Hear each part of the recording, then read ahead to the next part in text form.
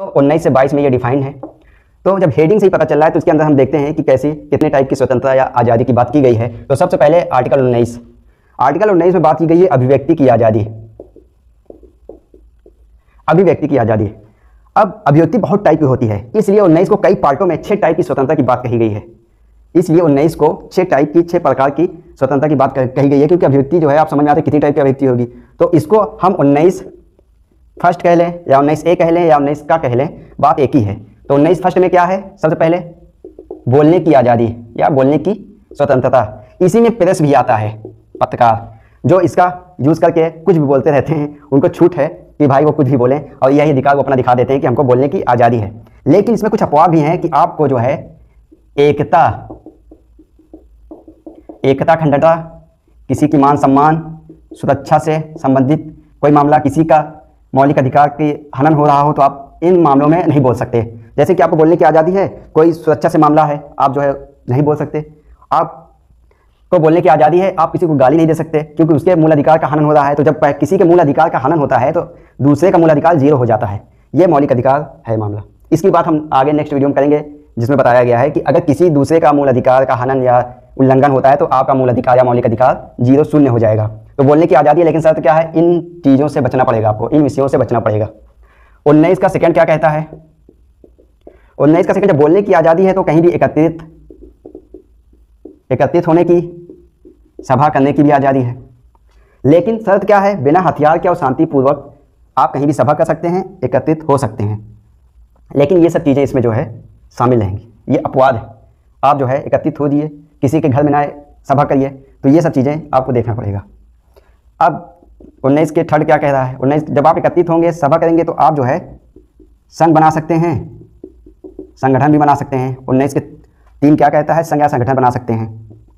19 का 4 क्या कह रहा है? 19 का 4 कह रहा है कि आप संघ या संगठन जब बना सकते हैं तो भारत में कहीं भी आवागमन की भी आज़ादी है आपको। भारत में कहीं भी आवागमन आप कर सकते हैं, आपकी आज़ादी है। 19 का 5, जब आप कहीं आवागमन करेंगे, आए जाएंगे, तो आप कहीं भी निवास कर सकते हैं भारत में।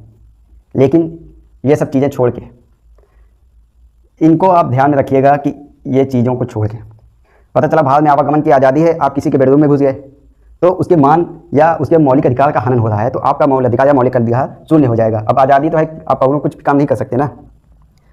अब छठा क्या है 19 का? पहले इसमें संपत्ति का अधिकार था, आप कहीं भी संपत्ति खरीद सकते हैं, लेकिन उसको जब संशोधित करके हटा दिया गया तो अब यहाँ पे आ गया, ये एक अधिकार और था, 7 थे पहले, अब 6 हो गए। तो यहाँ पे हो गया व्यापार या आजीविका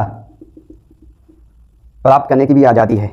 जब आप, अब इसको हम याद करवा दे रहे हैं, जैसे कि 19 अभिव्यक्ति की आज़ादी है, तो 19 का फर्स्ट जो है बोलने या की आज़ादी है। और जब बोलने की आज़ादी है तो आप एकत्र या सभा भी कर सकते हैं, और जब सभा करेंगे तो कहीं संघ या संगठन बनाएंगे, और जब संघ या संगठन बनाएंगे तो भारत में आवागमन भी करेंगे, और जब भारत में आवागमन करेंगे तो भारत में कहीं भी निवास करने का भी आपको अधिकार है, आज़ादी है। और जब वहाँ रहेंगे तो व्यापार और आजीविका जो है आप कर सकते हैं, आजीविका प्राप्त करने की कोशिश करेंगे। ये तो हो गया 19 आज़ादी की बात, जिसको बैकबोन कहते हैं संविधान का, या मेरुदंड भी कहते हैं।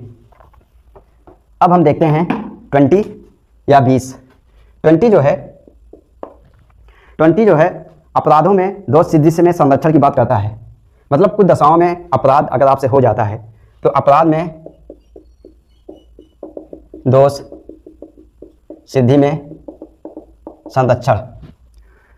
तो जब अपराध में दोष सिद्धि में संरक्षण क्या है? इसमें ये 3 प्रकार से आपको आज़ादी, जैसे कि स्वतंत्रता की बात चल रही है अभी, तो इसमें 3 टाइप की स्वतंत्रता प्राप्त है। पहला क्या है? आप इसको पॉइंट बना सकते हैं, कुछ भी बना सकते हैं। पहला जो है उसको उसी समय के कानून से सज़ा दी जाएगी जिस समय उसने अपराध किया था। ना पहले के कानून से सज़ा मिलेगी, ना बाद के कानून से सज़ा मिलेगी। अब ये नहीं है कि किसी ने अपराध किया और आपने कोई ऐसा कानून बना दिया और उसको उस कानून से उसको सज़ा दे दी, तो ऐसा नहीं है। उसको उसी समय के कानून से, जब उसने अपराध किया था उसी समय के कानून से सज़ा दी जाएगी। ना पहले के कानून से सज़ा दी जाएगी, ना बाद में कोई कानून बनता है तो सज़ा दी जाएगी, उसी समय के कानून से उसको सज़ा दी जाएगी। दूसरा क्या है? उसको एक अपराध के लिए एक ही बार सज़ा दी जाएगी। अगर उसने कोई एक अपराध किया है तो उसकी एक ही बार सज़ा दी जाएगी, बार बार नहीं उसको सज़ा दी जाएगी। पता चला कोई चोरी किया है, जब चाहो मन पकड़ लाओ उसको सज़ा दे दें, ऐसा नहीं है। अगर किसी ने अपराध किया है तो उसको उसी समय के कानून से सज़ा मिलेगी, दूसरा एक बार ही उसको सज़ा मिलेगी एक अपराध के लिए। तीसरा क्या है अधिकार उसका? तीसरा अधिकार उसको ये है कि उसको खुद के खिलाफ गवाही देने के लिए बाध्य नहीं किया जा सकता। खुद के खिलाफ गवाही देने के लिए बाध्य नहीं किया जा सकता। उसको खुद के खिलाफ गवाही देने के लिए बाध्य नहीं किया जा सकता। तीसरा अधिकार ये है। तो उसी समय के कानून से उसको सज़ा मिलेगी, एक अपराध के लिए एक ही बार सज़ा मिलेगी। उसको खुद के खिलाफ गवाही देने के लिए बाध्य नहीं किया जा सकता। ये 20 हो गया। अब हम देखते हैं 21 क्या कहता है। अभी हम आज़ादी ही में बात चल रहे हैं, स्वतंत्रता के अधिकार, आज़ादी के अधिकार में ही।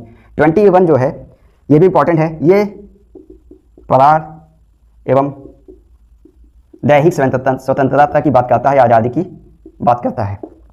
परार एवं दैहिक स्वतंत्रता क्या है? मतलब इसको जीवन का अधिकार भी कहते हैं, जीवन अधिकार कहते हैं, जिंदगी का अधिकार कहते हैं, आप कुछ भी कर लीजिए। सुप्रीम कोर्ट, हाई कोर्ट इसमें समय समय पर इसका विस्तार करते ही रहते हैं। तो आप जो है अब इसमें हम देखते हैं, इसको समझते हैं। जैसे कि परार एवं दैहिक स्वतंत्रता से ही समझ में आ रहा है। तो आप जो है आत्महत्या नहीं कर सकते। आपको पर्यावरण में स्वच्छ वायु और जल, ये आपका मौलिक अधिकार है, आपको मिलना चाहिए।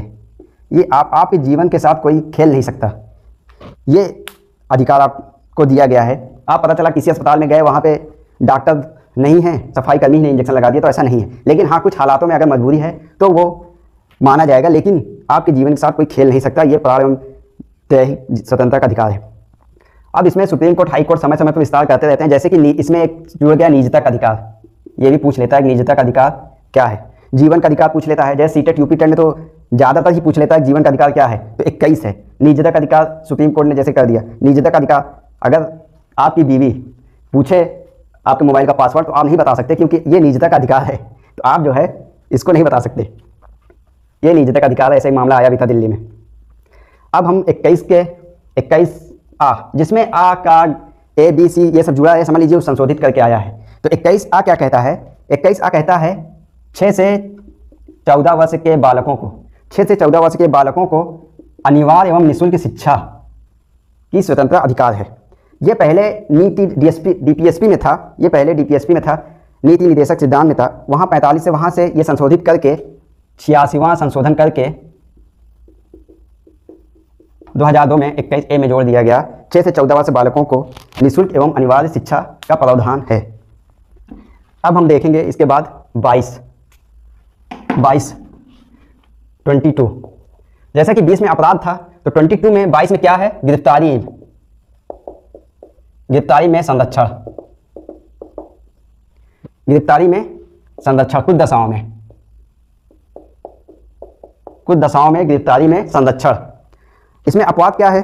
इसमें अपवाद ये है कि जब निरोधक कानून लगे रहेंगे, निवारक निरोधक कानून अगर है तो आपको गिरफ्तार किया जा सकता है। उनको छोड़कर बाकी गिरफ्तारी में आपको 3 प्रकार के अधिकार प्राप्त हैं। वो 3 प्रकार के अधिकार क्या हैं? पहला है पूछने का अधिकार। क्यों गिरफ्तार कर रहे हैं, कहाँ गिरफ्तार कर रहे हैं, आप पूछ सकते हैं, वजह बतानी पड़ेगी। दूसरा जो है, दूसरा अधिकार क्या है? दूसरा 24 घंटे के अंदर मजिस्ट्रेट के सामने पेश करना होगा, आवागमन को छोड़कर, आवागमन वाला टाइम छोड़कर 24 घंटे के अंदर जो है कि मजिस्ट्रेट के अंदर उसको पेश करना होगा। तीसरा अधिकार क्या है? वो मनपसंद वकील या मनपसंद सलाहकार या सलाह मशवरा कर सकता है। अगर कोई गिरफ्तार हो रहा है तो उसको क्या है, उसको कितने अधिकार प्राप्त हैं? पूछने का अधिकार है, उसको 24 घंटे में के अंदर मजिस्ट्रेट के सामने उसको पेश करने का अधिकार है, आवागमन का टाइम छोड़कर मनपसंद वकील करने की छूट है।